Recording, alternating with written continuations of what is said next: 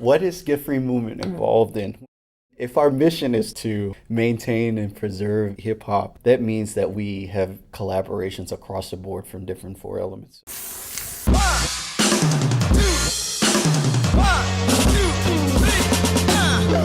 style is wild, escape from the sight board. Get your face scraped and draped on my mic cord. I'm quite bored with the mic of Hypeman. All the little young cows raking, I'm sniping with wild lightning like. I'm Tiger driving pens in the sheet. The way I'm dropping gems on the beat, there's no contender. You're not a tenth of me, please. My brain sick boy, even hate McCoys like Ben is a beast. The Get Free Movement is an organization built to cultivate and to show people how to express themselves through hip-hop. We're trying to educate as many people as possible about the real fullness of the hip-hop art community. So everything that we do, we try to collaborate with either graffiti artists, breakdancers, MCs, and the DJ scene. These are the four kind of main elements, and they're an extension of what hip hop is. Our event that goes on every month is called The Attic. What you saying, yo? Silly with my nine members of the Dilly, yeah. Hit you with no lanes of what you saying, yo? Silly with my nine members of the Dilly, yo. And that's at Tattooed Moms. It's every first Thursday of the month. It's basically a night where people can come out. The whole place is just tagged like crazy. It's sticker art, it's graffiti art, so it's your one stop where you can get all four elements of hip-hop in one place. The DJ is on the turntables all night. And me as the MC, I perform the exact job that the MC was created to do. Take it back to the elements. Let me show you a little bit of the MC art right now. While Fox cuts it back and forth. If you've never seen a live DJ do what he does, man, check out this man right now. So I'm talking about Fox Boogie. You know, I'm on the microphone and I'm rhyming and things like that throughout the night. Gangster rhymes that's ragging out stop about perpetuating crime. I said, damn, these brothers need to roll with the time. It's a shame with the flow comes from nickels and dimes. Realize where it comes from intelligence and relevance. Others do penance because the premise lacks Go out there and promote Get Free Movement, and people caught on to it, you know, and we've grown a lot.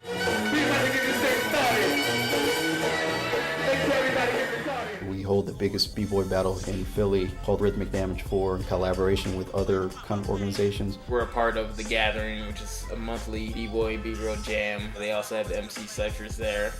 Smack you in the head with a bag, Ryan, bite you in the back like a lion around. Then I come through with a chase, ugly. Y'all need money, y'all can't touch me. Hip hop brought us here, honestly. Since we found out about it, we've been coming ever since.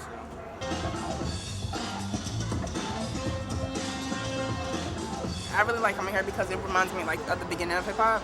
Like in New York, how they used to break dance and it used to be like graffiti on a train. Graffiti scene is crazy. I mean, I can't do graffiti to save my life, but when I see it on the wall, I don't know, it's better than a perfect portrait. And the graffiti writer is really the Andy Warhol of hip hop. Staring out my window, seeing flames and war, crying for my kinfolk, the pain and scars that paints their hearts. It's hard to see the stars shine. We got bombs replacing our skylines, arms stretching towards the dawn. That's not. Graffiti kind of can stand on its own. It's kind of the original, the first one, I guess you could say. That is probably the most secretive scene out there. Being that it is an illegal art form, well-known artists are really hesitant to come out and make themselves known publicly. We have found a company and organization called Rare Breed, and what they have done is to provide a means for a graffiti art gallery. Legitimizing the graffiti art world is something that is going on in the art community. What we would do is we would get there and everything would be already set up, but you wouldn't see the artist. Well, you couldn't see the artists because they can't be there while their art's all over the place, because their art's not just on the walls in the gallery, but they're all over the city. Whenever I was stressed or going through something, I would just draw. And I would just let all my paint out on my drawings. I like basically just freehanding the scene when I come up with my signature, just a lot of just stiff hand movements, but crossover. You can always see the difference between somebody's signature. Graffiti is basically a huge part of the four elements of hip hop. So I definitely dig and love seeing graffiti. I've been hearing about this for like years, so I've been like, all right, I gotta come down here and check it out. Like the amount of talent you see down here is crazy. If you have never seen a breakdance battle, you owe it to yourself to go see a breakdance battle. You will be amazed.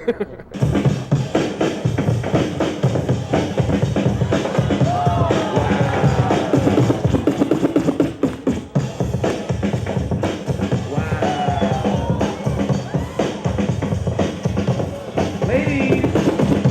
Oh, ladies!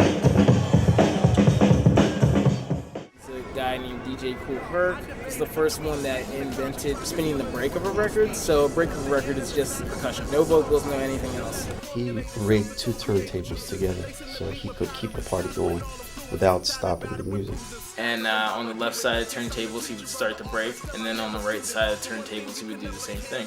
So like an example.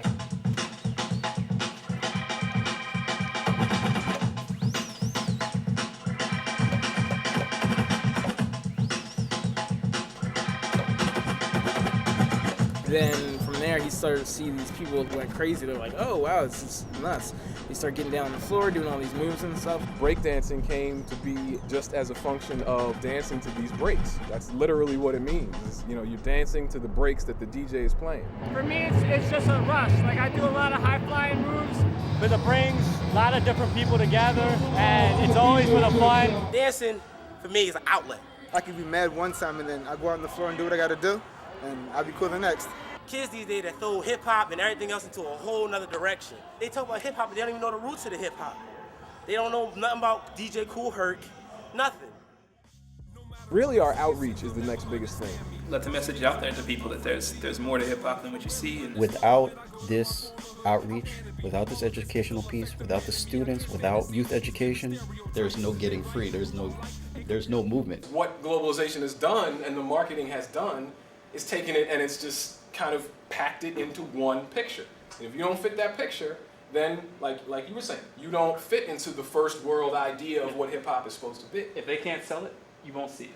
So when I break stuff like that down and I get to speak to students and say, you know, the only reason you hear what you hear on the radio is because they're being paid to say what they're saying. In a recent interview, Jay-Z was even talking about the quality and the validity of the underground movement, and he said that if he could start his career over again, he would be more along the lines of Common or more along the lines of Mos Def. If we can bring more people into what we do and give them this really healthy way of self-expression, different people, you know, then we've reached our goal. We want the next generation of kids out on the street to be comfortable knowing that there's a different side of hip-hop that they may be able to approach if they're not comfortable with, you know, what would be described as kind of like the street version of hip-hop.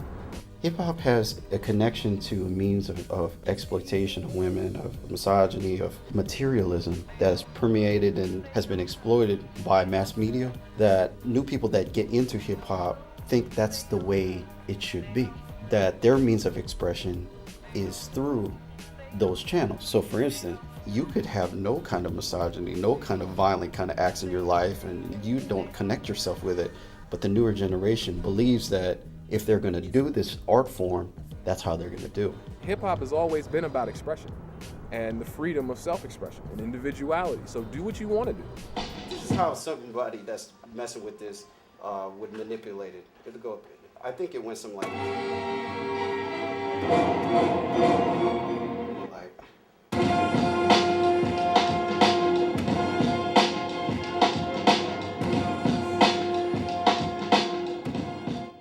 Hip-hop does not take a lot of money.